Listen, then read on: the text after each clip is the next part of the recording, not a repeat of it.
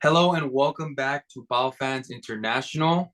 This is the American crew back with my guys Alki and Alex. Alki, last time we missed you. It was just me and Alex. How you been, brother?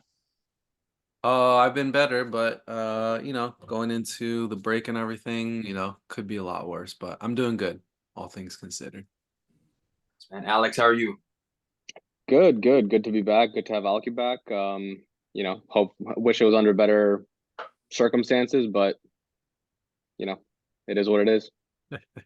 Yeah. It's funny, right? Where you say it like that, and I've been kind of thinking it myself.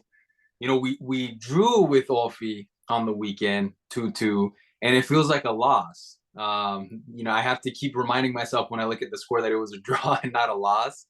That's kind of the elephant in the room. So why don't we talk about that a little bit? We went down to Kriti. My opinion, must win game. Got a 2-2 draw after an emphatic win in Thessaloniki against, or actually, sorry, at home against the Aris the week before.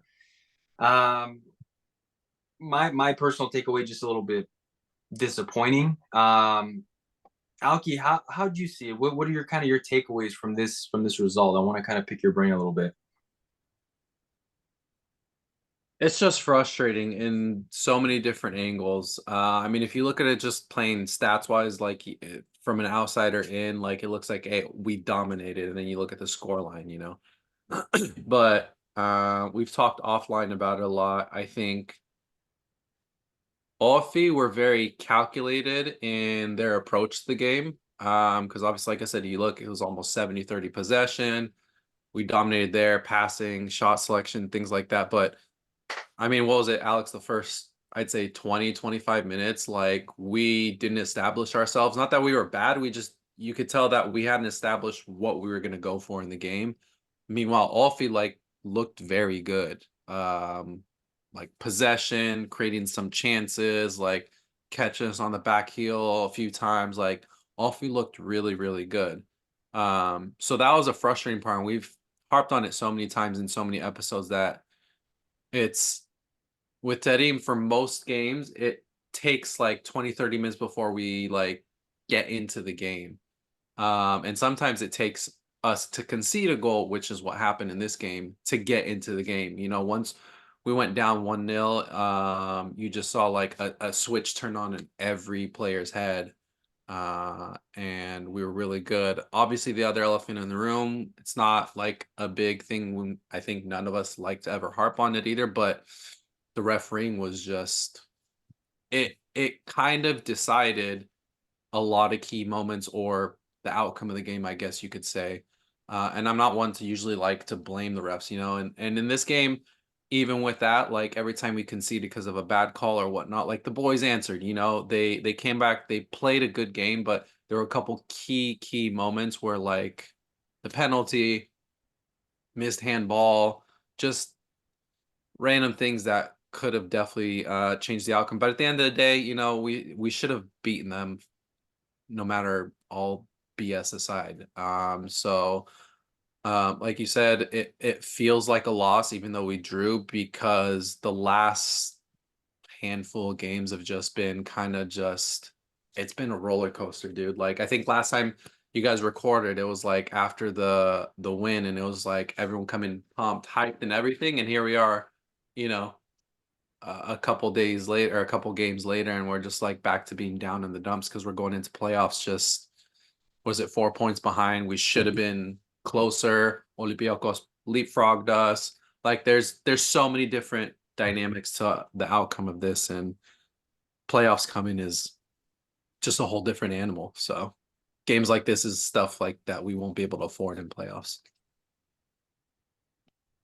Yeah, Alex, how'd you see Yeah, this? yeah, Alki, you pointed out basically what was very obvious in the first half, and it's obviously worth pointing out, like you did, is that it was the first half was split like right down the middle, in my opinion. The goal came around the 22nd minute for them. That was the opening goal. And from the first till the 22nd minute, which is the halfway point of the first half, they dominated. Like they were the better team.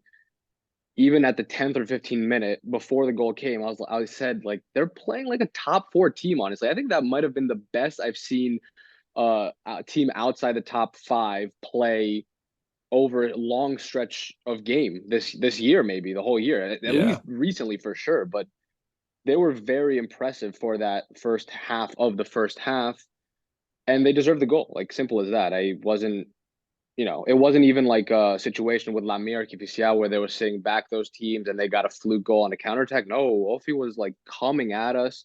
Yep. Possession. I would be really interested to see the possession stats in those first 20-25 minutes of that first half, because I would not even say it was even. I would maybe even guess that it might have been in their favor, but whatever, that's speculation. But again, well deserved for them in the first half of the first half. Then, like you said, we completely turned it around after the goal and we took it to them, and we deserved a goal of ourselves in the second half of the first half, which we got. So we did go into the dressing room 1-1. I think both teams got what they deserved in that half. It was a tale of two halves of one half in a funny way. And then the second half, we came out and we picked off right where we left off, which was nice to see. Like, wasn't one of those situations where you felt like halftime was going to cut our momentum. No, the momentum just kept going into the second half. We couldn't find that goal. Kind of in a way, the same situation that we have been in the past couple of games where we dropped points, letting these smaller teams stay in the game, and that has bitten us in the ass in the 2-2 draw to Lamia, in the 1-1 draw to Kifisia, or was a scoreline switch there, whatever, it doesn't matter. But in both those draws, we've just let these teams stay in the game for too long. Instead of being, putting the game away at the 60th minute, we're in a position where we're either tied or losing in the 80th minute. That's a recipe for disaster, basically. And in all these games, the common thread is that we've had our chances. We've had our chances to put the game away, and we just hadn't. The one where we did was in the Addis game, which the Australians covered last week. But even so, we were 1-0 up with Addis, and we needed that penalty to go 2-0 up, and we still had chances for 3 or 4, and we just weren't putting the game to bed. So I'm just seeing this trend over many games, many weeks, and I think it's not a coincidence that 3 out of the 4 last league games we're dropping points to teams that we shouldn't be dropping points for. Maybe not primarily this reason, but this is definitely a factor that I'm talking about. Just letting these teams stay in the game longer than they should. Yeah, and to that point, Alex, that's something that I saw even before Tareem was here. This is something that I noticed was a big problem under Jovanovic too, where we had a ton of chances, but we struggled to score, and we saw this early last season when we went on that 10-game unbeaten run, and it was taking like those miracle penalties at the end of the games, where we were having chances to score, but it was maybe 1-0 we'd win, maybe scrape by a 2-1, and it kind of disappeared for a little bit this season, and it's starting to rear its head in again. We saw it towards the end of Jova's tenure with us, where we weren't scoring, and now it's just coming back again. And that's where fans talk and stuff, and I see things on Twitter, but I don't know.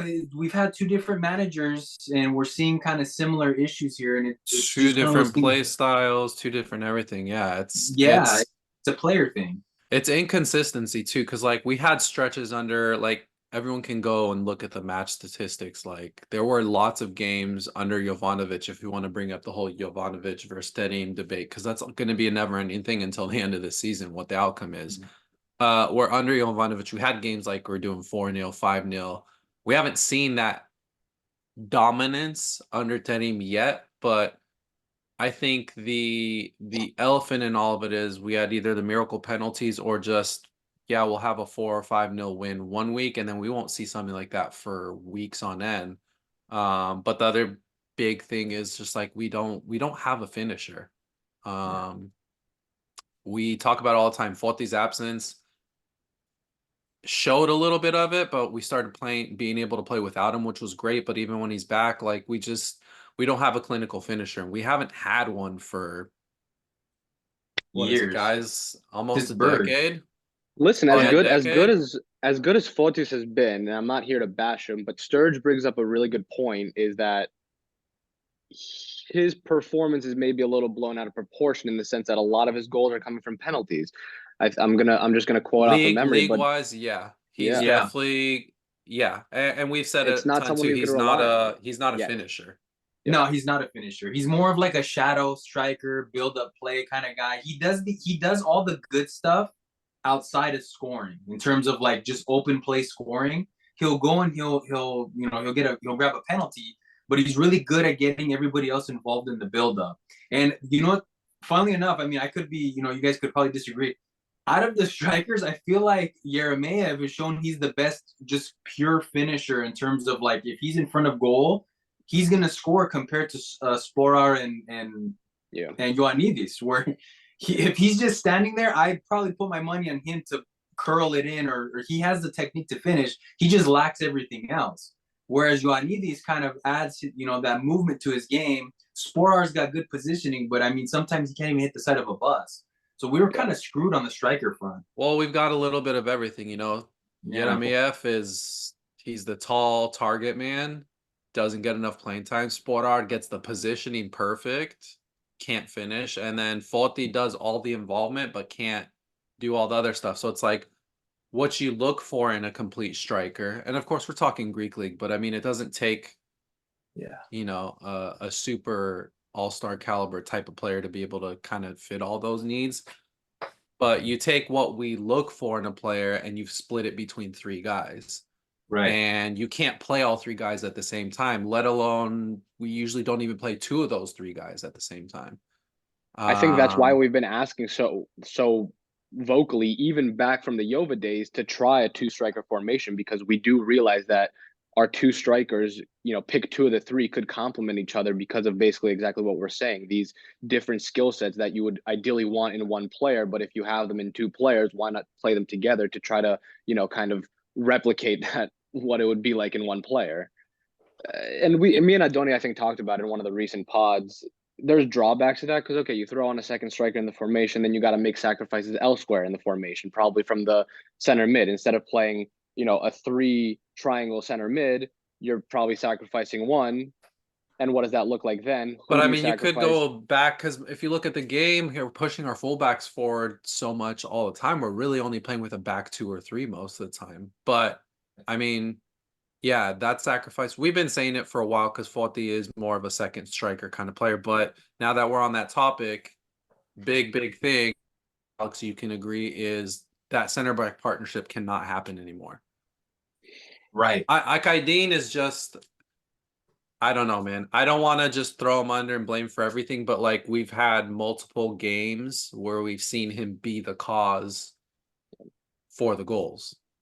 And OFI, Antoni, if you didn't catch it, was their first. Was it the first goal they scored, or was it the second? I can't even remember. It was the first goal they scored. First goal was just all Akaidin, just falling asleep on his man, just not positionally well, just completely out of position. Yeah, just not. He was way too far up. He was playing more like a defensive like mid stopper, or a center like mid. a stopper, yeah, or something like that. Yeah, he was outside, right on the top of the box, and they're driving down. Came across, cut back across, and then they scored, and he was wide open. Actually, I think came from the right side. Yeah, drive down from the right, tap it over, and the guy was almost right to the right of the penalty spot. Easy goal. But Akaidin is just. We saw it. What was it? Not last game, but the game before that. I think same thing. He fell asleep on his man. He defends a lot like Mladenovic does, and it's just like, yeah. You have one job, it's to defend, and he's not doing that. He reminds me of Sarlia, the first year we had him, where he was completely a liability. Second year, I think he was good, but the first year, Sarlia was an absolute liability, and he looked like he didn't play the sport ever in his life. And Akaidin looks literally like he looks very clumsy out there. Like he just doesn't even look athletically. He looks lost. Low football IQ. Like positionally, he's always out of position, it feels like, and it's come to the point where, I don't have stats to back this up, but it seems like every game he plays, he is directly, almost solely, single-handedly responsible for a conceded goal due to one of his lapses. Or an error that leads to it in the build-up or whatever, because it was the same thing in the in the Lamia game where Carlitos took it and was dribbling around our defense. Listen, the whole defense was responsible there because Carlitos went past 4 or 5 guys. But I think it was Akaidin that coughed it up on the side of the box. And then it was just a lazy attempt. And then it was just laziness from the whole rest of the defense. But again, it's when you start seeing patterns, whether it's Akaidin alone or it's the partnership Akaidin Hugo, you got to start, raising an eyebrow. And why I say that is because there was one press conference after one of the draws that we had, either Lamia or Artificial, where Tarim basically was alluding to, without saying names, like, don't pick on single players, because a journo kind of also alluded to, is there a problem, Akaidin, in the defense? And, Tarim kind of defended him and said, don't pick on one player, pick on the whole defense or the whole team. And I think he didn't say the wrong thing. I don't think that was the wrong thing to say, but at the same time, you can't just keep giving a pass when you see these patterns happening while he's on the pitch, and not just while he's on the pitch, but also being directly involved in these errors leading to goals. Right. Yeah. And funnily enough, like this is just something that we've been seeing for a long time. And in fact, Fenerbahce fans were warning us about on Twitter. I remember when we signed him, a lot of them were saying in the comments, they were celebrating that he was gone. And I forgot, somebody mentioned that they were even there was times where they were congratulating him for not making mistakes on one of his previous teams. For Fener. Yeah, from Fener. And it's, I forgot which game it was. I think it was against Olympiacos in the cup. Where he was a center forward? No, it was when he was a center back. It must have been his second or third game. Yeah. And we were playing well, and he almost screwed us over. I mean, with the stupid mistake, like he slipped over the ball. On ball, it's terrifying when he's on ball, because any slight amount of pressure and he has to make a movement to avoid or get around the defender, or the attacker in this case, is like, that's what I'm saying. He doesn't look he just looks dysfunctional, like not confident on the ball. I don't know what it is, how to explain it, but it's terrifying. Yeah. I mean, all respect to the guy, I don't want to bag on him, but it just kind of makes me like shocked that how do you play for like teams like Fenerbahce and Panathinaikos were trying to challenge. Well, I mean, he was young enough. I mean, I think he's like 28, 29, so he's in the prime right now. He's a Turkish international player for the national team. I don't know how much he actually plays for them. Somehow. I think he's only got capped 4 times, I think. Only 4 caps. Yeah. So, I mean, it's there, but I mean, yeah, going from that to us and just, I agree with Terim, but at the same time, it's like, I also don't understand, since we're on the topic of center backs, there's also constant rotation with the back four. Like some games we're going to see Akaidin Hugo, and then other games we're going to see was it Arau and Jedvaj. Obviously he's injured, so Terim can't go with that, but that's his trusty, reliable duo. Right. But I think Akaidin, he came in as center forward, and then he got spot minutes here and there, and then he started one game full 90, then he was on the bench for the whole next game, and then 90 again. It's just constantly rotating, I guess, with the cup and everything, but I don't know. I just, in a position where we actually have probably the most depth other than midfielders, obviously Magnuson being down, but like he shouldn't be first or second string starting, in my opinion. And that's not to just bash him. It's just a matter of like, we've seen 2 or 3 games now where he's been responsible for us conceding a goal. Yeah, that's something, Alki, that you brought up a point about Tarim making the rotation in the back, and that's kind of something that I kind of have some question marks about as well. Like, I get that we've had injuries here and there. I know Bart came back, got injured, came back, suspended, whatever. But of all the pairings that we've had, Jedvaj and Arau have been, I think, the strongest pairing. And it's just kind of disappointing because we see a good showing from them, and then we see a rotation. We see a showing, we see a rotation. I get trying to balance the cup and everything, but now we've got playoffs coming in, and I want Tareem to kind of stick with something that works and just, trust the process a little bit, because Akaidin, I don't know, man. Maybe try pairing Hugo and Bart together, or Hugo and Arau or whatever. But Akaidin, I think, should be the last choice right now, the last option center back. Just because it's too much of a liability, and we know teams are gonna press us. Like our plan is very obvious. Like we saw PAO figured us out in that second leg. Olympiacos with this new coach might honestly, I mean, he's not gonna get bullied around like their last coach was. So I don't know. I just hope that. Well, funny enough, I mean, I think he, as the game went on, though, he did kind of come into the game and seemed a little better. But the first, like, what was it, 30, 40 minutes, Alex, it was just terrifying. And ironically enough, I think he got the pre-assist to our second goal, because we were pushing forward, and he cut a pass. It was a really nice pass that he cut down to the bottom left. I don't remember if it was Maldenovic or someone else that got it and then got into the middle, and we scored the second.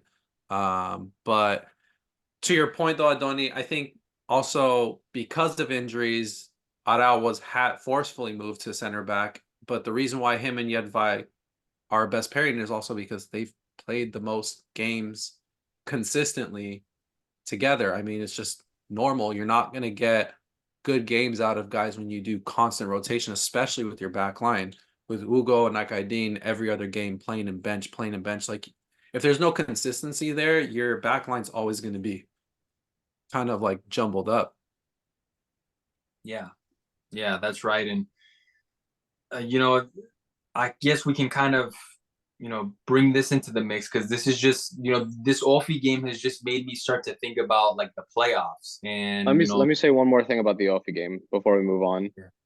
And it's about the lack of urgency that the team seems to be portraying, not just in the OFI game, but maybe in the streak of games where we've seen the bad results, is that we are basically in must-win games, not because we're out of the title if we don't win them, but because we want to stay as close as possible to the top. So we're in these must-win games, and we find ourselves either down or tied in, say, the 80, 85th minute and later. And I'm not saying I'm expecting a goal in every one of those games, or the result to turn, because that's just unrealistic. But it's more so about what the team is showing and what they're putting forward. And I'm going to pick specifically this OFI game because we were given 7 minutes of stoppage time, and we were obviously 2-2 at that point. We had already scored the second goal. So it was 2-2 going into 7 minutes of stoppage time. And if I'm not wrong, we had 0 shots on target in those 7 minutes. In a game that is theoretically a must-win game, theoretically you want to win the game, even if it's not a must-win game, because you want to stay, like I said, as close to the top as possible.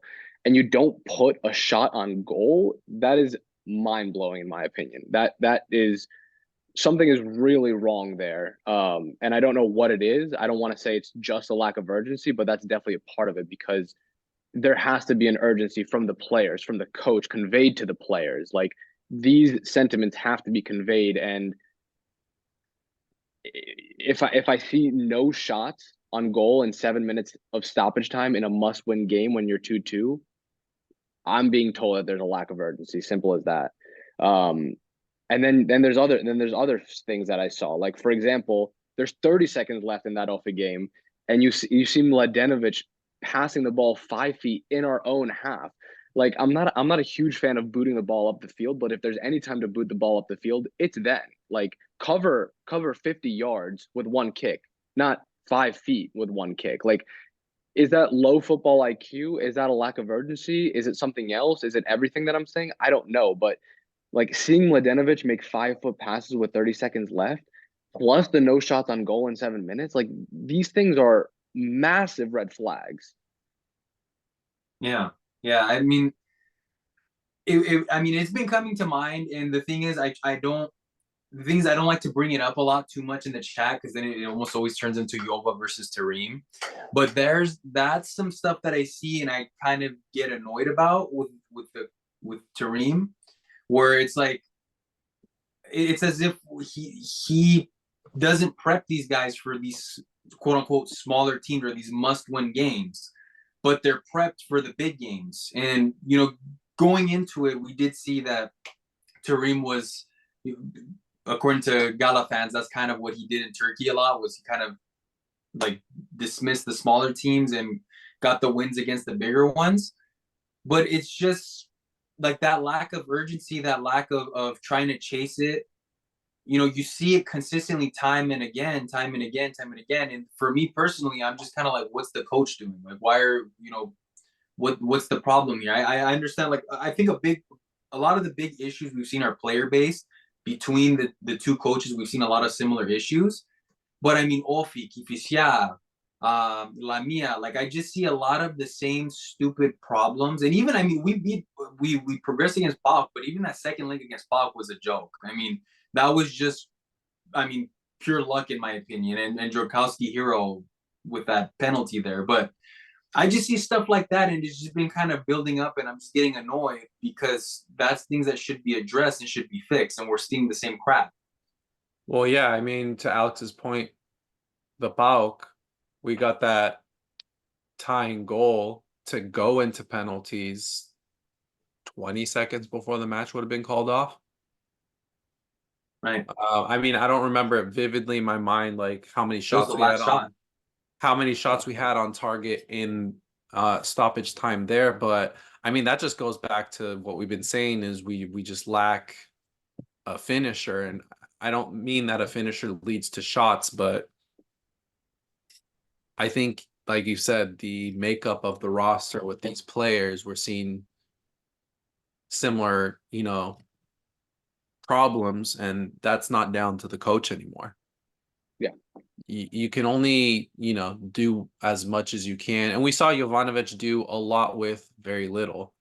And we've seen Terim do pretty similar. I mean, the roster's very similar in a sense of like, yeah, we brought in a few players that came in this summer, this winter, but for the most of it, like we haven't brought in any attackers other than Limnos. Bacacetas, yeah, but he's kind of been up and down, but I don't see him as like a huge game changer. Unfortunately, he hasn't been. And so Terim is doing as much as he can with the little resources. That's a whole different, that's a bigger picture, bigger issue. But yeah.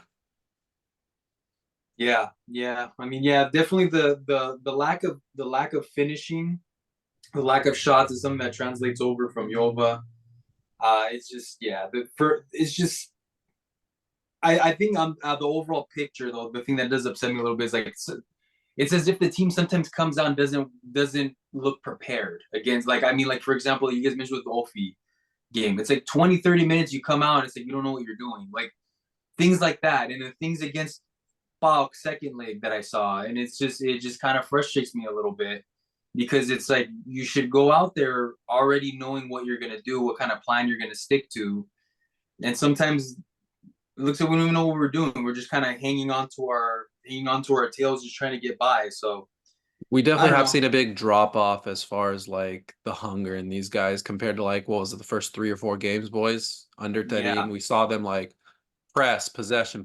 And I mean the numbers are still there. We're possessing the ball, but it's like now it's more become of what we're doing with the possession then versus now. Like it was more purposeful before, whereas now, like you mentioned, Alex, like a 5-yard pass here or there, like it's just not, you're not impacting the game doing stuff like that. meaningless Um, possession. yeah, so I and the weird thing to me is like to not see a sense of urgency from this team late in the game, 85th minute and later when you need a goal is very counterintuitive is not the right word, but very unusual based on what we know from Tareem. Because if we know nothing else, he's definitely a motivator, right? Like that I think is almost unanimously agreed on. So to have a motivator, this hyper motivator as a coach, and him not be able to motivate the guys when there's when you're with your back up against the wall, um, either he's not motivating for whatever reason, or it's not being received by the players. I don't know, but it's very unusual.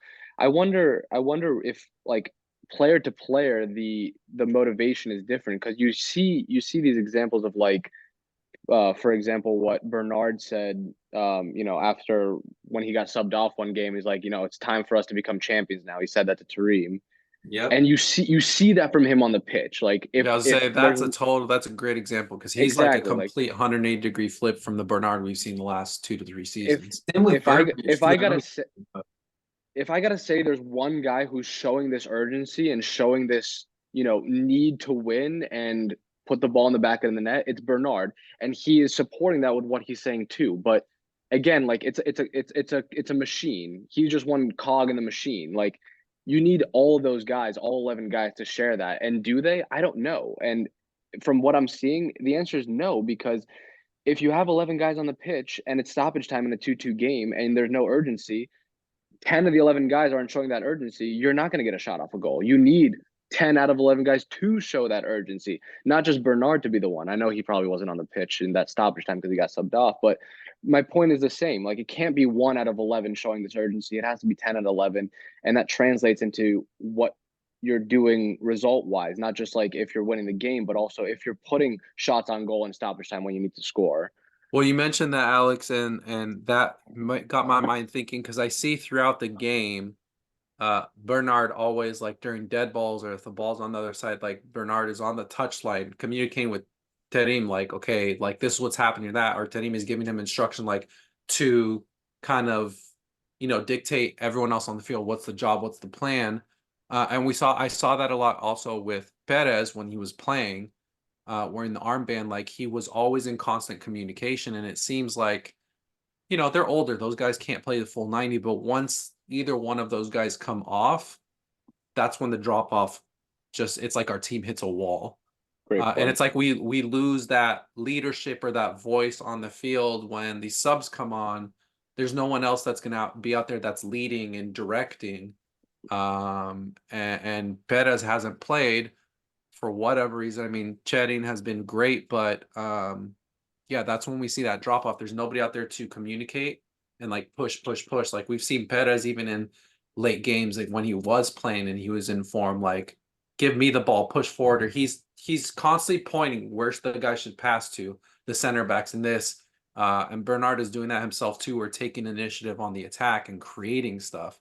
And to play devil's advocate, when we take off guys like Bernard, who basically is always coming off at, let's say, the 60th or 70th minute, we still have someone like Baca on the field who you should think is that leader. A lot of us have been saying he maybe Ethniki probably captain, will get. I mean, like, come on. He's the Ethniki captain, probably will get the captain's armband next year, all this stuff, but I don't see that leadership from him, and he's not filling that role that Bernard is leaving when he's coming off in the 70th minute. If you watch Baca, he seems like very aggravated a lot of the time. Like maybe because it's a scoreline, maybe because we're 1-1 with a minnow or whatever we want to call them, but it's more than that. He seems kind of like not fighting with the team, but just kind of more disappointed with things not going his way and the team's way, rather than doing what you're saying Bernard does. Like, Impacts his being game, that, yeah. exactly. He So gets I into don't his know. emotions. It's a completely different player, the Ethniki Baca that we see on the field versus, and I get it. He's not going to come into a team and just try to take over. Yeah, I But think he's trying to grow into it. at the Yeah. same time, I don't see him being the guy. He doesn't also look like the guy that's kind of growing into it, like you're saying, Adoni, because like you still come with, you're coming back home to Greece. You're the captain of your national team. So like you still have those leadership type of qualities to fill in where they're not being filled with whoever's on the field as captain and directing. And like Alex said, like he seems very reserved, and then just very like in his emotions when things, like you said, things aren't going his way. Like he missed, back and look at it, like him and Forte missed like 2 or 3 sitters. And there were a couple times where Baca took shots and they were just like way off, not even on target.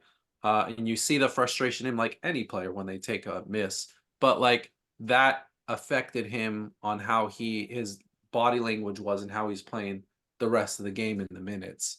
And so it's weird that we don't have a leader on the field, like you said, when either one of those guys comes off.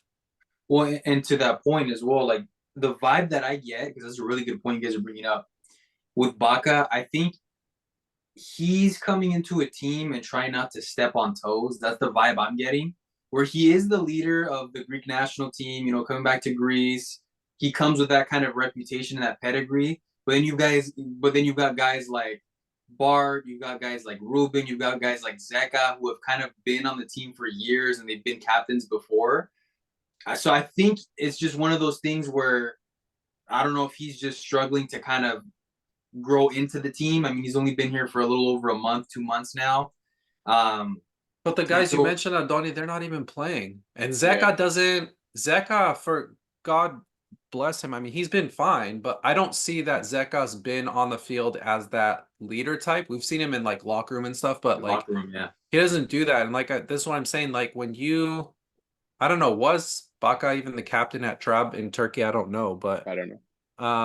I'm just saying, like, when you see there's a void to be filled and you know how to fill that void, and he's not taking the initiative, I don't foresee it as stepping on toes. I foresee it as like, okay, I'm gonna take over in this moment.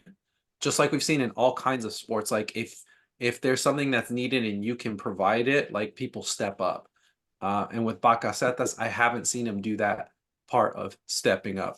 Not that he's been bad or anything. His play's Right. been fine. And he's still, like Right. you said, fitting in as far as play goes. But when you have those qualities that you are a leader, usually you lead by example and try to do that. And I think, yeah, he's probably trying to find his feet at the same time, but it's like sometimes I wish, not even him, I'm just pointing him out as the captain of the Ethniki, but we've got so many players that can probably step up and just don't. It's just our team hits a wall, a mental wall block, like you mentioned, Alex, like in that sense of urgency when game's on the line. Or I don't know, maybe we don't know what goes on, what their There's what their something. goal is, or the outcome. Are they satisfied with the draw? Are they going to see out a draw and be okay with that? I mean, it doesn't seem like it from post game interviews and stuff. We've heard that he blame himself or blame refs or whatever, like he did this game. So it seems like they would want to win, but at the end of the day, we've also seen or heard, like in the history of the sport, of like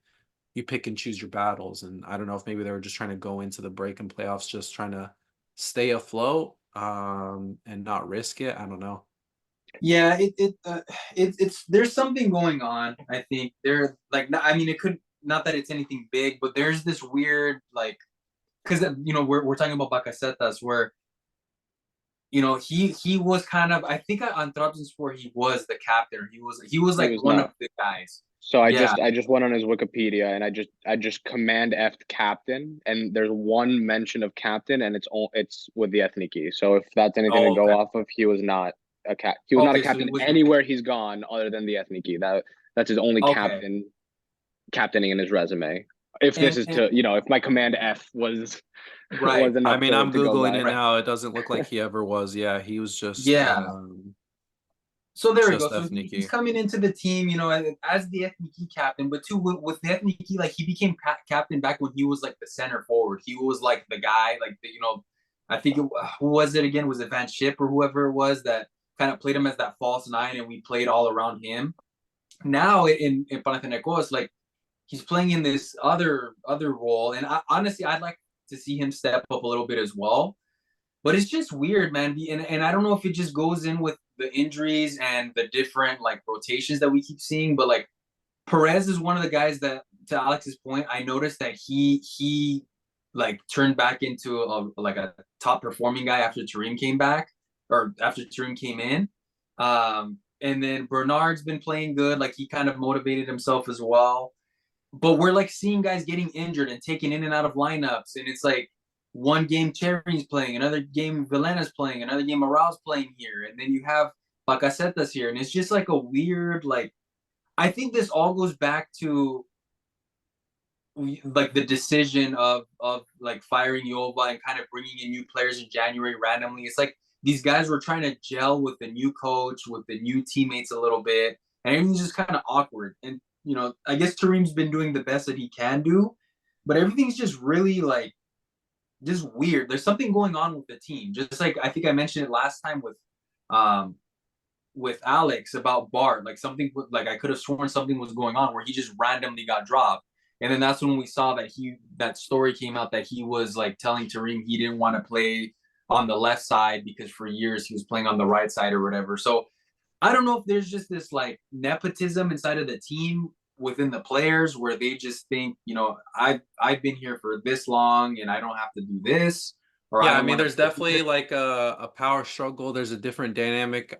We don't know obviously, just thinking in general, though, we got to think Terim comes in with this pedigree of Yeah. what he's won. So we don't know how his approach is to things. He's 70 years old. So he's like, coming from a different era of football and philosophy of how things should be done compared to like you said, these guys who have been here so long, and maybe the guys like Bart and stuff who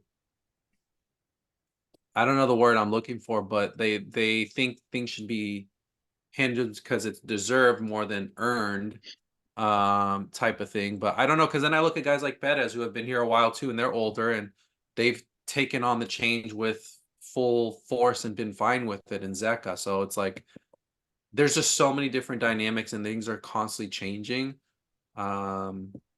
And like you said, the timing couldn't have been worse, honestly, with Yeah, the it's come at a change. weird But time.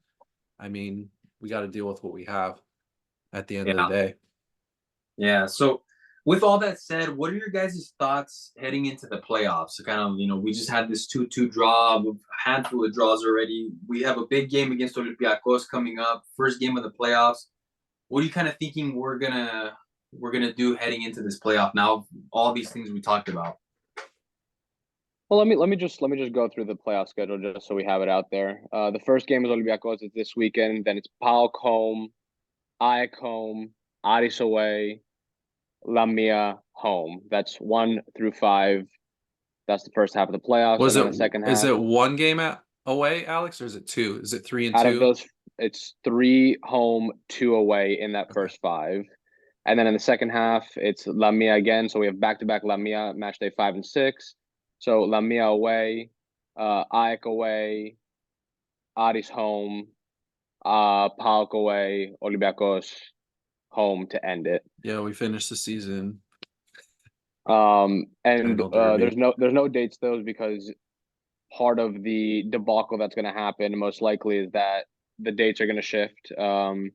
We know almost certainly that I think the second match day is going to get postponed because they've already basically For the confirmed but not Ethniki, right? confirmed. Yeah, for the Ethniki, because the Ethniki plays on Thursday the 21st, and there's allegedly a match day that weekend. And then if we make the final, we play again on the 26th. So they're most likely if the Ethniki wins the semifinal, that match day that weekend is going to get postponed. And then we're looking at postponements again if Olympiacos and PAOK progress in Europe past this round. So they're gonna get postponements. That's in the rules. That's not even like, I think it goes to a vote, but I think it's just literally in the rule book that if there are Greek teams in the quarterfinals of European competitions, that postponements are necessary, basically. So, we want, on one hand, I think it favors us for Olympiacos and PAOK to continue because that adds to their fixture congestion. But the league is going to do everything to facilitate them doing well in Europe too. So I don't know, it's a plus and a minus, I guess is all I'm saying. Well, it's weird because there's always that debacle of like everyone wants to blame us for voting no against their postponement for the other matches. So it's like I find it weird that they pick and choose when the rules apply and don't apply. Why quarterfinals is like the starting point of, okay, now we're going to postpone, but not anything before, or why everything before isn't postponed, but now we are. And I mean, I get the logic and the idea of it. It's funny how they pick and choose when that applies. My one question for you guys is, since we're talking about this and the postponement, do you guys think that plays into anything as far as like,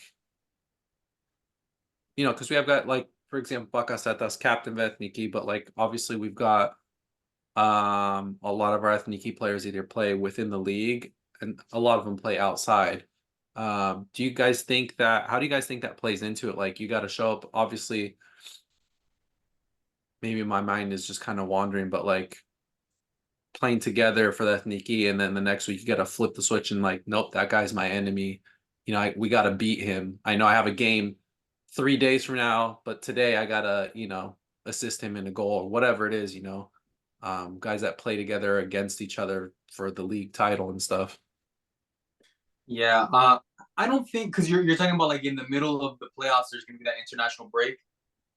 Yeah, or like for these upcoming games, even though they're gonna postpone them, I'm just thinking like, how does that play mentally? Like 1 week Mhm. you're playing, because I think one of you guys mentioned in the chat that there was a thing like Zavelas came out and had said it, how like 1 week he's, I'll go die for my brothers in this Ethniki game, and the next week it's like I want to go to war with that guy and take him out, like type of deal. Zavelas. What do you expect from Zavelas? But I Yeah. mean, yeah, it is Tavelas. But at the same time, like I just wonder how that psyche works just throughout, not even maybe in the Greek league, but just in general. I mean, I Yeah. think with us, because smaller nation, so a lot of guys still stay in team. I think some of the bigger teams, like most guys, play outside of their own country. But I think Yeah. this is a very typical, world football question. I think it was probably most prevalent in the Spanish national team when it was basically 50% Barcelona and 50% Real Madrid, or even it was even like 75% Real Madrid and 25 Barcelona, or the other way around.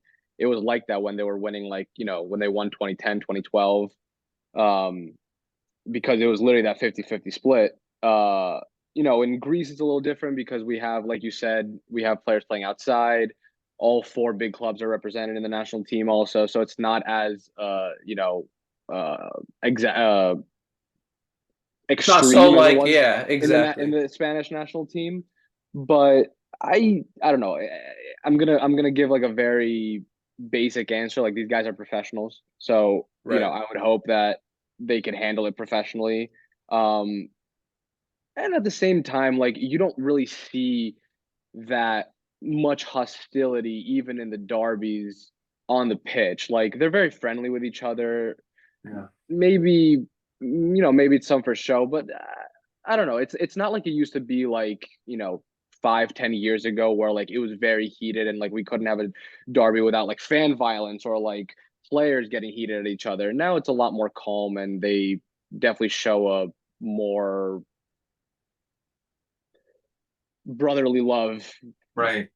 on the pitch, for lack of a better word. Yeah. I'd say like people probably like our like mine and Alex's generation and younger. I think like these players, they're not as like hostile with each other as like if you guys remember, like you brought 10 years ago, if you remember Maniatis and Katsuranis in the playoffs, PAO versus Olympiacos.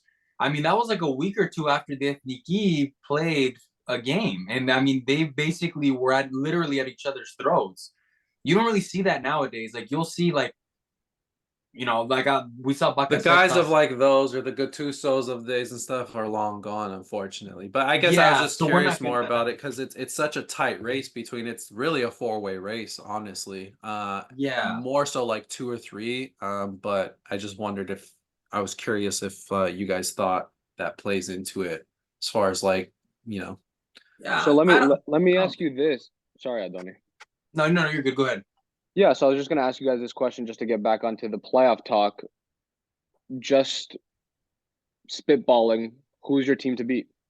If you had to pick one team to beat in the playoffs, who's your team to beat? I said in the chat, I'll go off on my. I think it's Olympiacos right now just because of their run. All teams are kind of in a bad or good form, but I mean, I think we've seen recently, at least with Ike and Balk, that we can hang with them. And I mean, I'm just not convinced of anyone just running away with it either. Ike can score like they've been doing last season, so that does worry me going into playoffs that they've turned it on. But at the same time, we saw them over the weekend with Aris. What, they tied 3-3. Um, or was it Pauk, one of them? And Pauk, we've seen them crumble under pressure in some random games too. So like, Oli's in form. That doesn't mean I'm picking them, but if I had to pick one team, it'd just be them because they're kind of in a resurgence. They've got their coach. They're doing well in Europe. They're scoring. Everyone's kind of gelling slowly, like they, because of just how bad of a season they've had in context. But overall, I just don't. Nobody worries me in the sense of like running away with it. And I know I'm probably in the minority. I know I've in the chat I've been, but Yeah, I would say for me, I think it's Ike. Ike, I think, are the team. They've kind of the last couple years, even under Yova, have kind of given us a bit of a pain. We can, I mean, we haven't played Olympiacos with their new coach.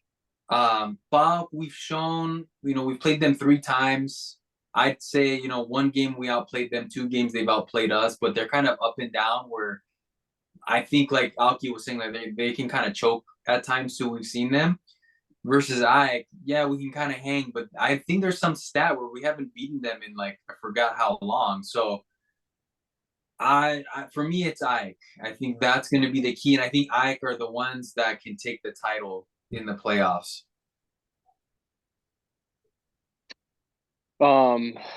Yeah, I'm kind of, I don't know. In a way, I'm scared of everyone and not scared of everyone at the same time. They all have stuff going for them, and they all don't have stuff going for them. I think, like you said, Alki, Olympiacos is right now the scariest team, I think, and not even because they're playing much better under their new coach, but one player in specific scares me, and that's El Kabi, because he is in insane form. I'm just trying to find his specifically his form to tell you guys, but it seems like he is scoring 2 goals every game, no Two matter to what, right one, the now. last like 4 or 5 I checked in, and that's all he ever needs is they just need a competent striker. They've got all the masterminds in the world between Fortunis and Rodinei and Podence. Like they've got guys to create. They just never had a guy in the middle to finish for them. El Arabi's been up and down injured. He's old. Bakambu was kind of hit and miss. So El Kabi started slow, but he's hit his stride lately. Um, and that's all Olympiacos ever needs is just somebody to get going for them in front of goal, and that's it. Right. And that's why Olympiacos right now, despite, because they also, like you mentioned, they're in great form. They've have 4, 5, 6, 7 straight wins. Their last loss, actually, just because I'm looking right now, all comps, they're 7 straight wins, and their last loss was the 2-0 loss against us. But obviously that was before their coaching change and before El Kabi decided to, Also, become his Lewandowski. first game back from the Africa Cup Nations was against us. Didn't really do anything, and then after that, he scored 1 to 2 goals every game since. So he hasn't not scored since February, which is insane. Yeah, and yeah, perfect time for hit his stride right into playoffs. So my answer, I guess, to my own question is that Olympiacos right now is the scariest team, but I still think that AEK might be the team to beat.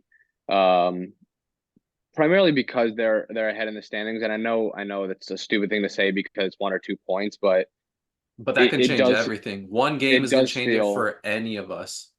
it does feel like having this advantage right now, even if it's a 1-2 point advantage, feels like a lot. And I know there's obviously a flip side to that because we went into the playoffs last year with a 2 point advantage and we obviously botched it. But right now it feels like there's a definite advantage to the teams who are on top, and that's PAOK. And then I think 1 point behind them is AEK. So AEK and PAOK right now are the teams to beat, I think, primarily because of their positioning in the standings. But Olympiacos, if they go on a run, which they're already on a run, if that continues into the playoffs, then we could be looking at, kind of one of the bigger upsets in recent years, because they went from being like 10 points out just a couple weeks ago to being 3 points off the top or whatever. So I'll follow up that question then for you boys is two-sided question. What are your thoughts or predictions outcome for the first round with those first, 5 games, Alex? And then the follow-up is if it's needed, do you think we survive or still have a chance if any of those games we lose? I mean, I was. I mean, I don't even. Prediction wise, we play Olympiacos first game. I mean, God, what a time to get them. I mean, they're in this incredible form with how we've been playing and how they've been playing. I mean, I'm being realistic here. I don't really have a good feeling heading into the game. And I was saying it in the chat with Nick today. I think we need to win like every possible game is, I mean, maybe we'll drop a point here or there. But if we lose Saturday, like if we lose opening game, I think we're done. That's my prediction. And personally, with how we're playing right now, I don't know if we're even going to beat them. Okay. What about you, Alex? Um, so just as we're in a position where because we're 4 points behind, we need to be pretty perfect in these playoffs, which is a tall ask for anyone. Whether you're Olympiacos who's flying high right now, or us who have dropped points to lower teams, we're in a position where we need to win most of these games. If we start off with a win, it could do wonders. I guess I'm mirroring what Antoni said, is that Sunday could be a make or break, in the sense that you win and you're right back in the conversation for the title because you're, let's say, 1-2 points off first place. Or if we can't leapfrog 4 points, but you get what I'm saying. Best case scenario, we could be 1 point off first place, and then we're right back in the conversation with PAO or AEK or whoever's up there with us. A loss would put us, because we're playing the third team, obviously Olympiacos, a loss would put us 7 points behind them. And then then there's a gap between the 3 and us. And then we're the one looking at the other 3, rather than it being kind of a clump of 4 teams like it is now. So Sunday is in many ways a make and break. Like Antoni said, I won't lose hope if we lose, but when you're talking about 7 points, looking up at the other 3, I don't want to be a pessimist, but that's not. We're being realistic there. So I repeat, a win puts us right back in the title conversations. 2 wins out of the first games. I'm not saying I'm expecting this, but that really is not solidifying a title, but solidifying that we are business and we're a contender. So looking at the schedule, I think for us, we have one of the tougher schedules to start, because I think 2 of the teams, they get Lamia right off the bat, or their first 2 games against them, where we kind of have them in the middle. That could play in our favor, but like you said, Alex, if we get 2 out of the first wins, and we can kind of hope that the Lamia would be a given. Obviously, nothing should be, but that's of all the top 6 teams should be. Where when we're playing Lamia's, when the other guys could be dropping points there, could definitely play in our favor. But do you guys like having Lamia kind of like back to back, kind of in the middle of that first round schedule, or would you guys have rather had them toward the beginning and kind of see if we can separate ourselves like the other guys do? I think Ike or PAO has like their first 2 against Lamia within the first 5 games, if I'm not mistaken. I have to go back and look, but I don't know what the other guys have, but what I don't like about this schedule, first of all, let's point out that it's good that we drew Olympiacos first, because they have a midweek game this week. So they are going to be, let's just say tired. They're not going to be exhausted, but they have an extra game that we don't have. And if we played someone like AEK also wouldn't have, because they're not in Europe. So both Olympiacos and PAOK have midweek games this week. So drawing either of them first is beneficial because of their fatigue. To your question, Alki, what I don't like about our schedule is that for 3 straight weeks, we don't know when the dates are actually going to be, but for 3 straight match days, match day 4, 5, and 6, we play Aris, we play Lamia, and we play Lamia. Why I don't like that is because those are 3 games, 2 teams, 3 games where allegedly the opponent is not playing for anything. Aris is not playing for anything in the league. We basically all know that, and they know that, and they're not even hiding it. We know Lamia is not playing for anything in the league. They just sold their best player, and their second best player is obviously going to AEK, and he's not going to feature against AEK for the rest of the season. So that's 2 out of the 10 games. So my point is that Lamia is not playing for anything. Aris is not playing for anything in the league. Could that be work to our favor? Could that work against us? I don't know, but playing 3 consecutive games against an opponent who doesn't have anything to play for concerns me, because I could see a situation where we let off the gas. I think we could win those 3 games, but I'm thinking about how it sets you up for the games after that, because those are going to be lower intensity games, because just the opponent is going to be at a lower intensity for what I just said. So then how do you, when you have to go after those 3 games, Aris, La Mia. Then How you do you go to turn Ike up away. for like Ike, Oli, Pauk to end the season?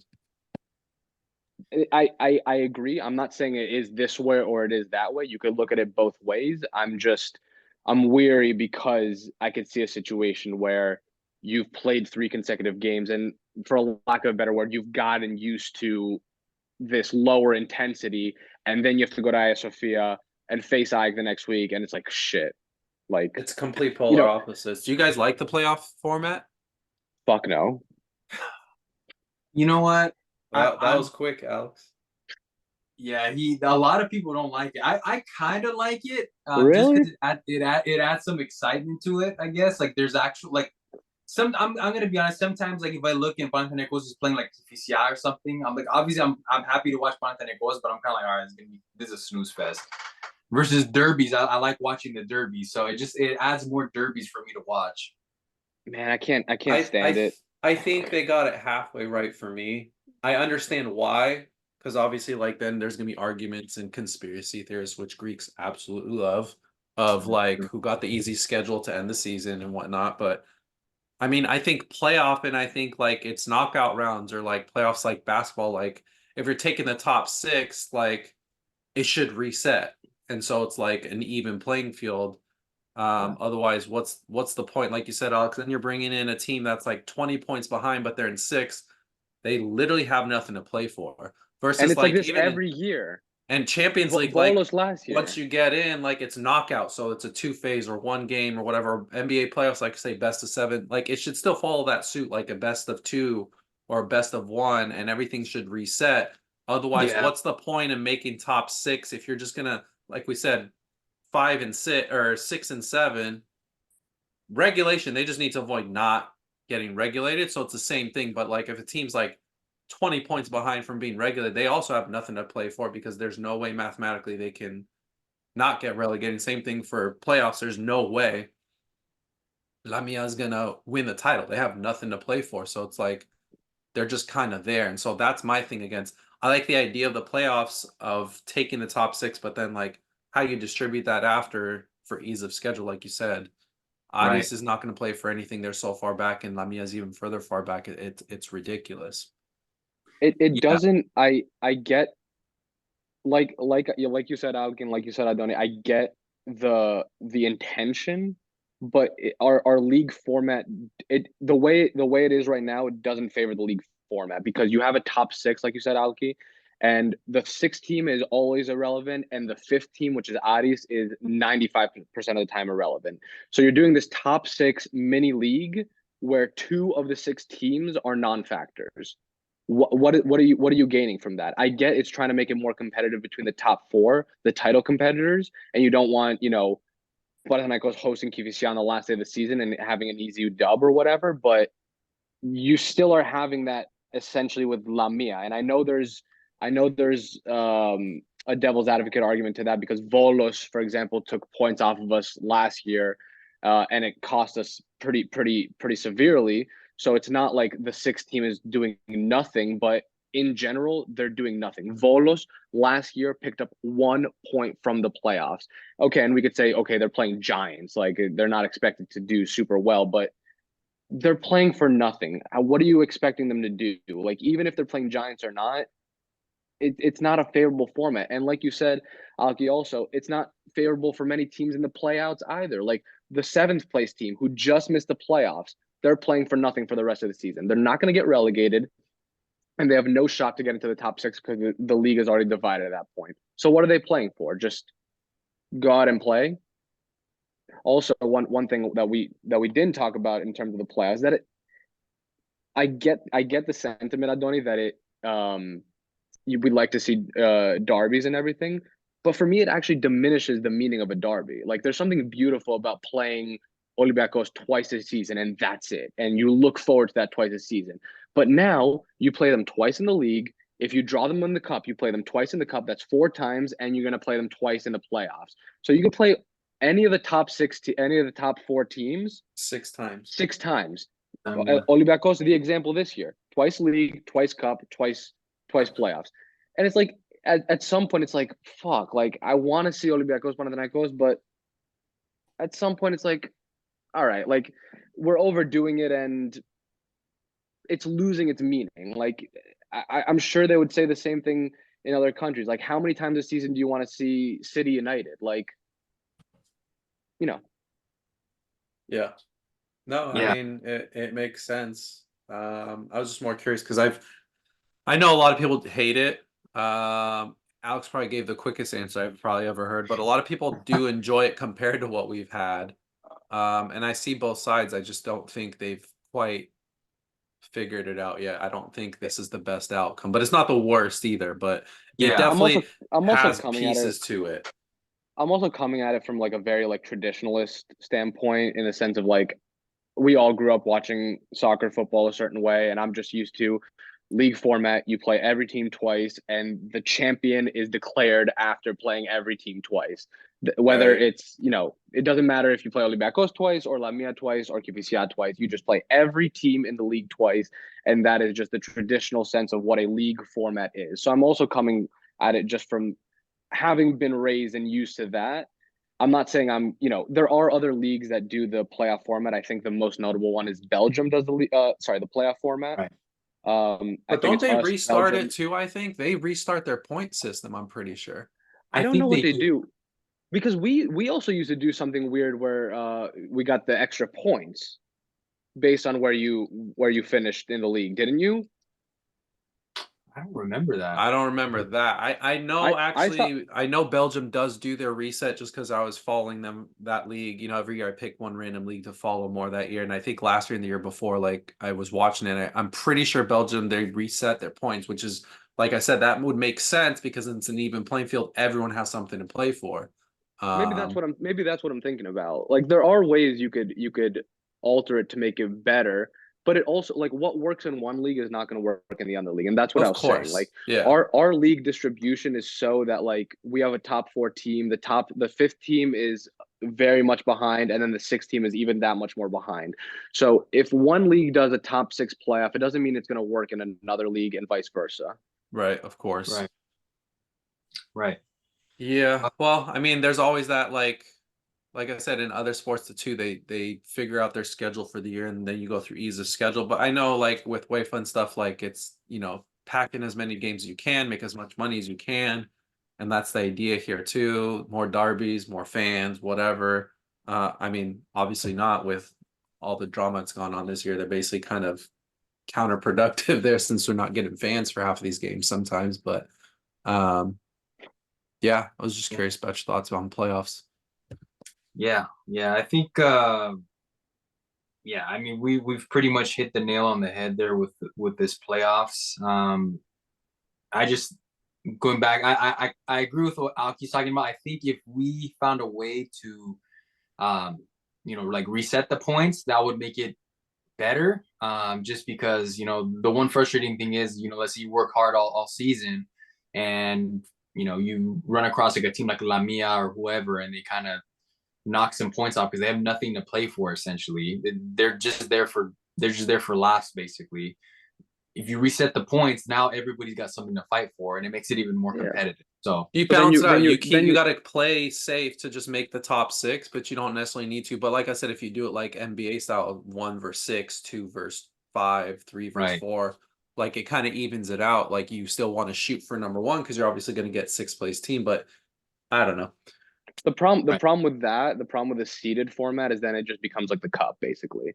And then you're just making a cup tournament in the league, and like that's just never going to work because people are going to complain that, oh, now we're just having two cups because there's two bracket formats. See, and that goes with my whole other thing, but that's a whole nother tangent we could save another time. Is I think the cup format should change from the get go because a lot of other leagues they have their local domestic cup, but they don't use a seeded format. Whereas like us, what do we get? Like we get a bye up until like they basically Yeah, get to the we last we like start the fifth 16 round. or something, Yeah. fifth round, which I think that right, it shouldn't be that way because then it's still not an even playing field. right, But right. another topic for another day. Yeah, we've exhausted this playoff talk and this FC talk a little bit. I think This we should conversation should have happened in the summer when we had nothing else to talk about. yeah, yeah. We should definitely switch gears a little bit and get into the basketball side. We haven't had a chance to talk about the basketball club. huge win against Real Madrid last Thursday. Panathinaikos went into Madrid and won 97-83, I believe it was, right out of the international break. Really good performance.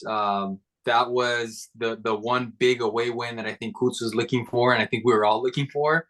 To beat Real Madrid and hand them their first loss at their home this season in the EuroLeague is really huge. Personally, that game was great. We really only struggled the first few minutes of the first quarter when we were down, I think like 16 at one point. And after that, we pretty much just fought all the way back, and we saw this is something that I mentioned back in December. The team is completely different when we see somebody like Slukas in. The offense is completely different. Like I was listening to some of the spaces, and when Slukas is in, it takes a big burden off of Kendrick Nunn. Kendrick doesn't have to bring the ball up. He doesn't have to distribute or to kind of do his isolation plays even more. When Slukas has the ball, he's distributing the ball a little bit more. That allows Nunn to just focus on doing his thing, which is scoring. And we just play so much more efficient. Like we saw Lesor like score 26. He had a team high. Slukas only played like 20 minutes. He had 16 points, 6 assists. Nunn had, I think it was 17.7 assists with like 33 minutes played. So, I mean, overall, the entire team played really well. It was a great team effort. We saw guys like Juancho come back from the international break and actually put in a pretty decent performance after playing well for Spain. And even Papapetru, somebody mentioned about Papapetru. He wasn't really the scorer, but he brought some defensive energy, and I think that is going to be really big for the rest of the playoffs. How did you guys see this game? How did you guys was there anything that stood out to you compared to anything before? Like we played Fener before the break. Anything that really kind of caught your eye in this match? I mean, I told you, I've been saying it all season. This team is like one playmaker, ball distributor away. And it's like when you see how much of a difference it is in 15, 20 minutes of Slukas, imagine if we just had a dedicated point guard that distributes, like it'd be night and day difference. I even said a couple weeks ago when we were talking predictions, these last four, I'd said, I honestly wouldn't be shocked if we took a game from Real and Olympiacos and then dropped the 2 games to the other 2 teams. What is it, Asvel? And didn't we lose to them, I think, earlier in the season too? Or was a very tight game? Yeah, it was a tight one. But we dropped a game to them and whoever else we play, can't think of. But that was my prediction. And, you know, I'm over the moon about that Real game. But the Spanish teams have kind of been on a downfall these last, I think, 3-4 games for them because they dropped a game. Real dropped a game recently to somebody else. Was it Monaco or Monaco beat Barcelona too? Like both Barcelona and Real have dropped like the last 2 or 3 out of their last 4 games. I mean, it was bound to happen. I'm glad it was for us because we definitely could benefit. Yeah.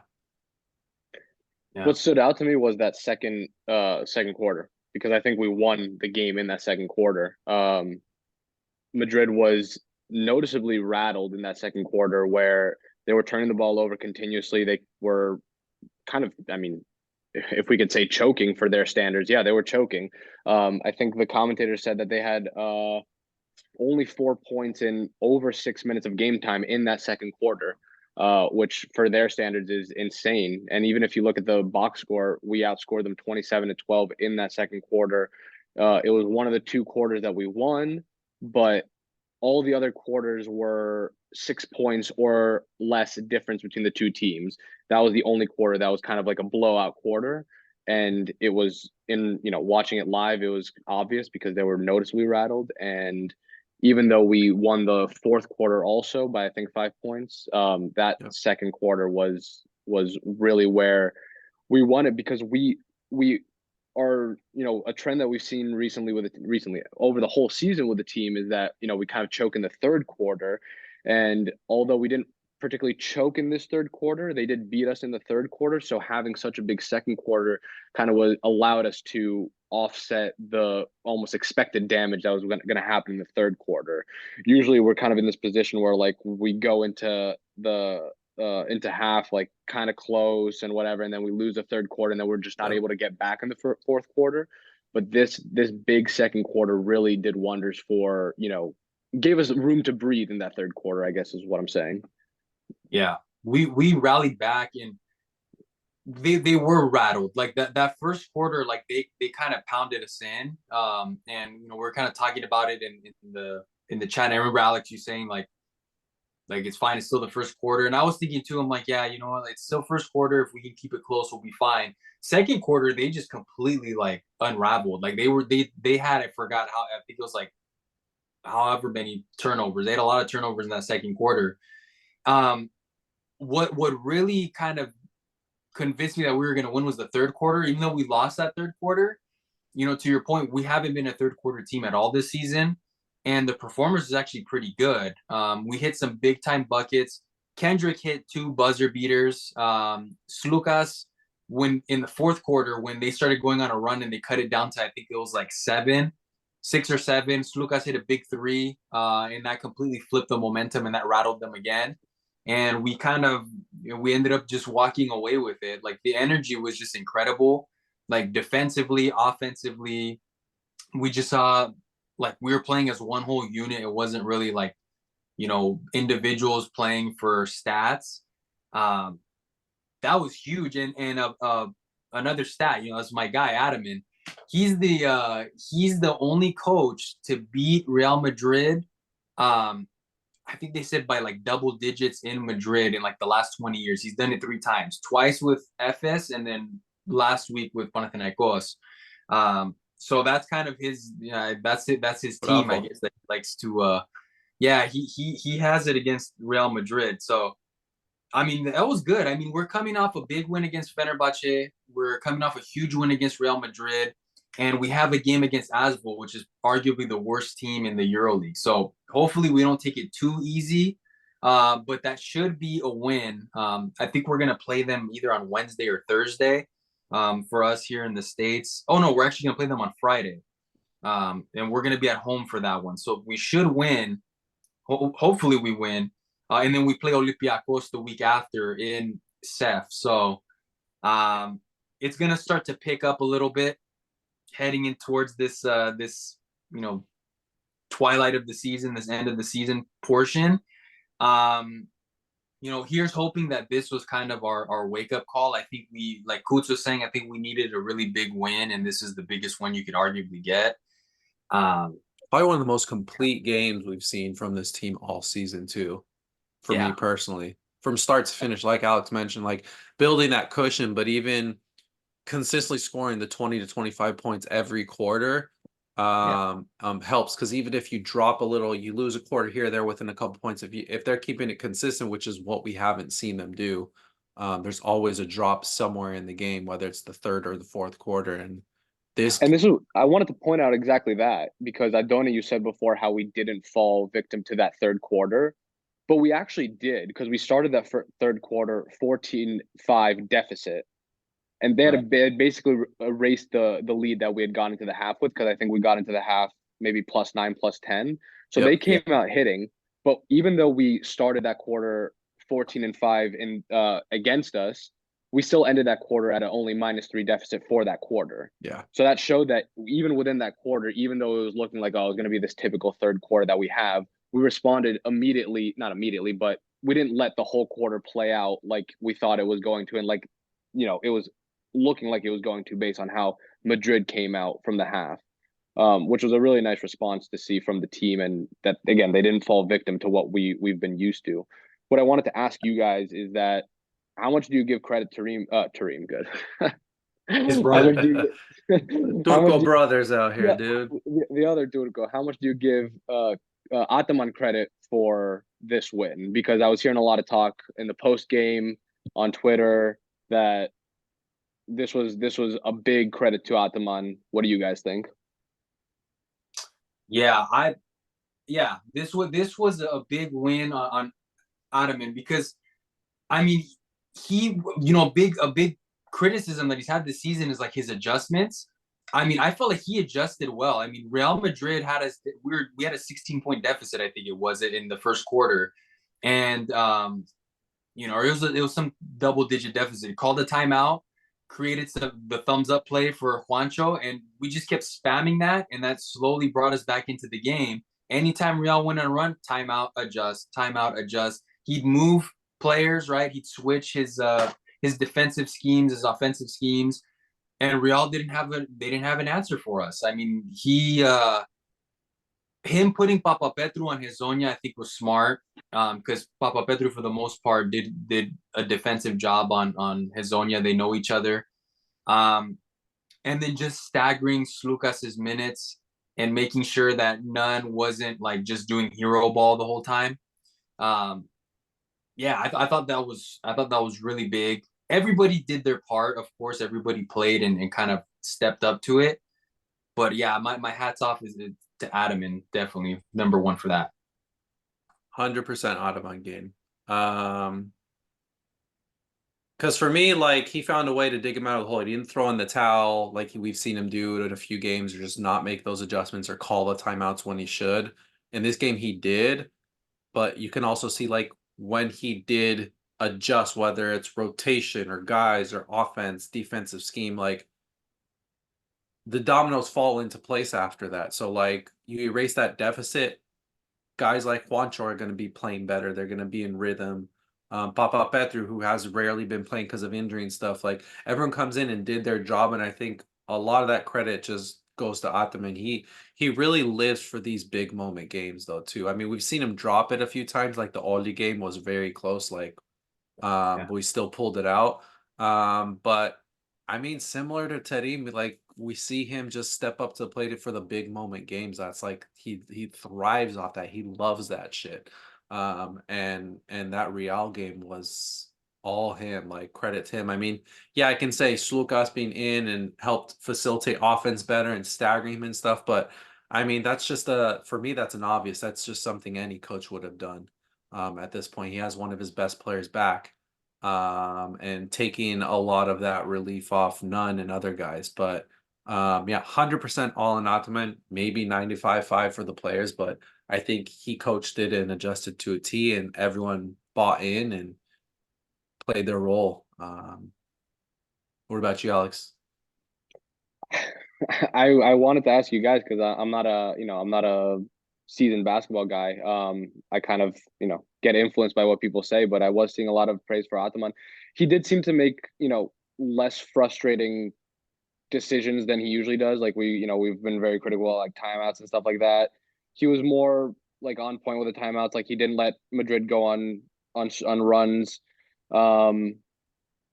Yeah, it didn't seem like there was any wrong calls coming from the bench, and yeah, I don't know. I don't have I will much say insight one on that, but thing, since you mentioned you're not a seasoned basketball guy, is the difference between footy and basketball is it's obviously a much faster pace, and there's a lot more room for error in basketball, where you may not see as many adjustments live figuring it out, just because things change so quick. Like, we saw that deficit was erased for us in the first quarter, and then our deficit for second quarter, we let them back in. And so I will say adjustments and stuff are harder to pick up on basketball, because things are just moving so constant, and you have way more room for adjustment as far as timeouts, substitutions, all that. It's like it's pretty crazy how you can flip a game on its head and think you've got it in the bag, and then it's done. Like, whereas in soccer, you can kind of dictate it a little bit more for the general large portion of the game. I will Yeah. say that a lot of things seemed to go right, and this could be for a variety of reasons, either A, good coaching, B, the players, or C, just luck. But I'm picking out one play that stood out to me, and it was the final play of the first half. We had the ball with a final attack. I think there was like 12 seconds on the clock or something, and Real Madrid had two timeouts left, and they used them both in that last 12 seconds, and they used them perfectly. They used the first one, I think we had the last possession with 24 seconds. They used the first one at about 12 seconds, and then they used the second one at 3 seconds. So we had 3 seconds to inbound the ball and make hopefully make the basket to go into the locker room. And it seemed like it was just going to be a Madrid masterclass with how they played that last possession. But even though I think they played that perfectly to the point where they had us inbounding the ball with 3 seconds left, we still had none hit a floater from the corner for a 2 to put us into the locker room. And that's the kind of stuff that I'm saying, like everything went right from the coaching to the players to the luck. I think all three and went well over the whole game, over the all 40 minutes, but that last possession was a microcosm of all the stuff that went well because I don't know, to correct me if I'm wrong, but I was not expecting to once we were inbounding that ball with 3 seconds left and seeing Madrid play that last possession expertly, I was not expecting us to get anything out of that possession, but we still got stuff out of that possession partially because of Nunn's just, hero ball working, but also I think because of Ataman running the correct play out of that 3 second possession. Yeah. Yeah. I think that's what it all is. That's it, in every sport. Like you need to play well, things need to fall in your way, and then their luck kind of plays a part into it. And I think that was just like a perfectly executed game. And hats off to the guys too. I think a big problem we were saying with this team is like they're mentally weak. I think this was the game where they like didn't let the lights get to them. And it's hard. I mean, look, Real Madrid have only lost 4 games the entire season in EuroLeague. They never lost any at home this season. And then we went in there and that was tough, and they ended up getting it. That just kind of shows, hopefully the evolution of this team a little bit. Guys like Nunn hitting those 2, he hit 2 buzzer beater. One was a shot clock, and then one was that shot to set us into the halftime. But everybody knew their role, and everybody knew what they had to do for this game. Nunn knew he had to be the scorer. Slukas hit clutch shots at the end. I looked at his stats, he has 16. Lasor again just took advantage, just abusing them in the paint, dunking. It was great. It was great all around basketball. So yeah, we thoroughly deserved it. Biggest win in Madrid since 2000, I think it was. That was their biggest loss at home. So I think I saw a stat that to go along with that one. I think this is only the 4th occurrence since 2000 that a team has put up 97 or more points against them. And this is our first one in Madrid since I think it was 2013, so 11 years. So yeah, nothing to take lightly. Statement win. Statement win. Huge. What else can you say? Yeah, that's that Build off win. this. And the way the FC has been kind of going is just like, okay, I'm just so grateful for the basketball team.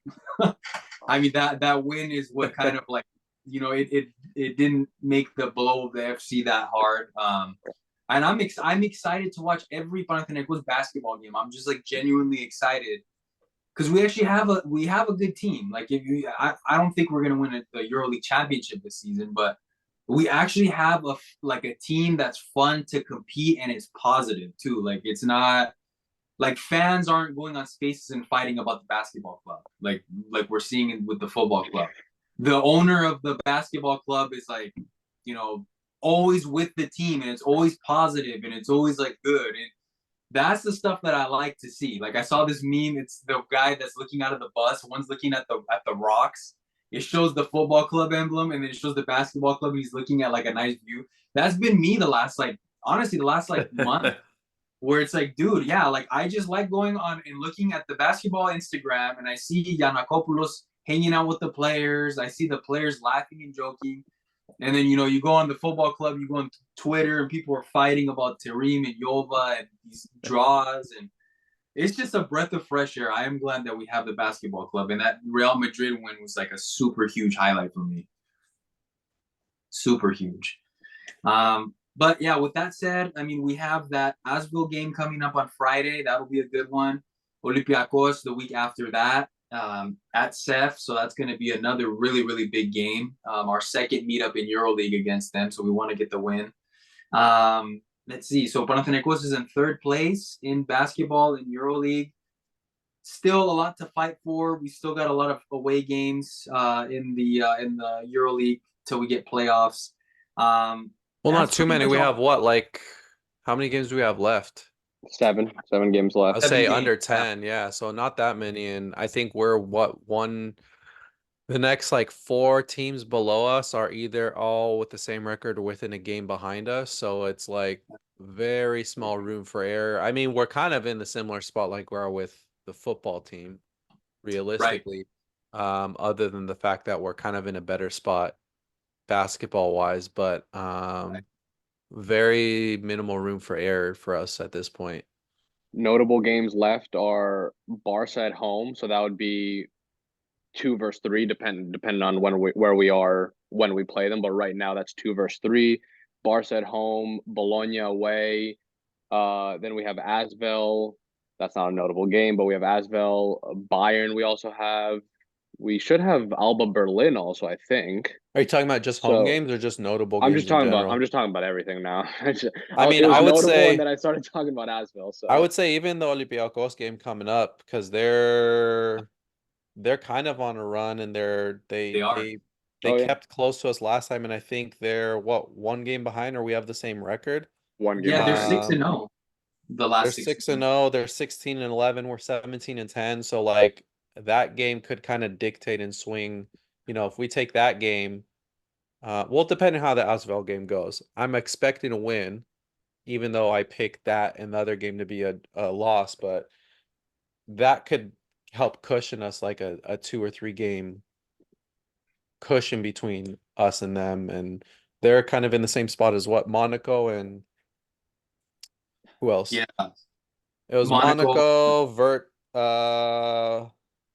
Monaco, Virtus, Olympiacos, and Fener, all 16-11, other than Monaco and Virtus are 17-10 like us. So it's like a 5-way race right Yeah. now.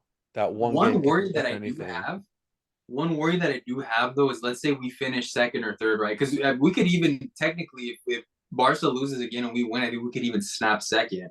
Yep. The only thing somebody brought up a point in the spaces. I don't want to get Partizan. If we get Partizan because they're a play-in team, let's say that they make playoffs and we get them, I wouldn't want to play them in a playoff series because they were a pain for us the 2 games that we played them. So if we get a high seed and we get screwed by getting Partizan, I'm gonna be so pissed. Yeah, well, we'll see. Yeah, that's something that I'd like to avoid. But that's all I have on my schedule, guys. Did you have any last minute things you wanted to mention before we end this pod? One thing I forgot to mention from earlier is the cast decision, because I don't think the Australians talked about it last week, and I think the news came out the day after they released their pod. So Right. it's just essentially that the court of arbitration, Olympiacos went to the court of arbitration. They appealed the game, with the infamous game at Karaiskaki, which we won 3-0 on paper. And they won their case, which resulted in them getting 1 point awarded back. We still win that game 3-0, so all 3 points go to us from that game, but they got awarded 1 point back, which who knows how that's going to play out at the end of the season. But we're kind of already seeing the effects of it because they're 1 point ahead of us right now, on Yep. the standing. So could have an effect at the end of the season, currently have an effect based on where we find ourselves going into the playoffs. So that's just something to point out based on current events. Could Yeah. have an impact, but I mean, at the end of the day, like just the way we've played, it shouldn't be on our mind unless, like we said, the end of the season comes down to, we lose it by a point. I don't even know if that's mathematically possible, but yeah, I mean anything is, but yeah, I think how they decide that and still, leave us with a 3, but still give them 1. It doesn't make sense to me. I don't really care too much about it though. We just got to focus on playoffs and earn our points there, It doesn't make sense, especially based on things that have happened in the past and points deductions based on similar events in the past, which we've talked about, the Australians have talked about, we've talked about it for many years. I'm not here to cry about the point. I agree with you, Alki, that the 1 point shouldn't be a concern if you're a good enough team. Is Right, the bottom exactly. line. Exactly. Personally, I mean, I'm just gonna get my little thing off. I just think it's stupid. So they, their fans had the problem. Everybody else had to get punished. So we all lost fans for 2 months. Yep. We got points for it. Okay. They got points taken away. And then now they've got a point reinstated back. I mean, just BS. I mean, it's stupid. I don't even think, like, I'm not even going the side of who's at fault or not. To me, I don't understand how you get a total of 4 points between two teams in a 3-point outcome. It just, the math ain't mathing. Yeah, it's Either so you stupid. win, draw, or lose, and there's 3 points or 1 point or a loss of points. That's it. So where they're coming up with this 1 point, it just doesn't make sense to me. But I mean, that's how they decide it. It is what it is. What my problem with it is, and we don't have to go on this for a long time because I think I said this after the incident happened, is that if you revert any decision, I don't want to say you're encouraging the behavior, but you're in a way condoning it. You're enabling it. You're enabling it, condoning it, whatever you want to call it. These are, all the right words that we're using. Well, and the thing that pisses me off is just, again, back to the stupid freaking why ban fans for 2 months if you're going to reinstate them the point back? What was the whole point of that punishment? Then it doesn't teach them anything, because now people are just going to be like, okay, they're going to do it again, and the team's going to get their point. I mean, back. and this was inevitable. I think we all kind of, when we heard they were going to go, like, we kind of had a feeling that something like this was going to be the outcome realistically. Yeah. Like, I did not expect them to uphold and not award them anything. Like, Olympiacos wasn't coming out of that without something that favored them. Right. Yeah, because after that appeal, it's like you just kind of knew it. So yeah. Wow. Anything else, guys? I think that does it. Alrighty, guys. Be sure to follow us on Spotify. We post our podcasts on there. We also upload the videos on YouTube. Follow us on Instagram at PAO Fans International, as well as on Twitter and Facebook. So thank you guys for tuning in. Really good episode. 5-star review. 5-star review. 5-star review. Please as and well. thank you. If you guys can please give us a 5-star review. Please It like helps. the video on YouTube. Retweet, repost our stuff, you guys. We're trying to bring Panathinaikos content to everybody around the world, English-speaking audiences. That is it for the American crew. Thank you guys for tuning in, and we will see you next time. Thank you, everyone.